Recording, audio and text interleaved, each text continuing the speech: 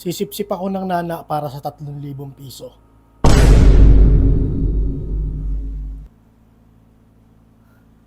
Bakit?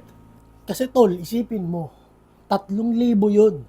Katumbas yun ng 4 na araw na pagpasok mo sa minimum na trabaho, di ba? Parang easy, sobrang dali lang nun kumpara doon. Alam ko naman na mahirap ang buhay, pero bakit kailangan mo sabihin sa kanya? Ba't kailangan malaman ko pa? Tol, hindi ko yun ginagawa kasi gusto ko. Gagawin ko yun kasi practical pre sa hirap ng buhay. Ipapalamang ko yung nana sa tinapay tas kakainin ko. Alam mo tol, yung mga ganyang bagay, hindi mo na kailangan sabihin sa amin yan.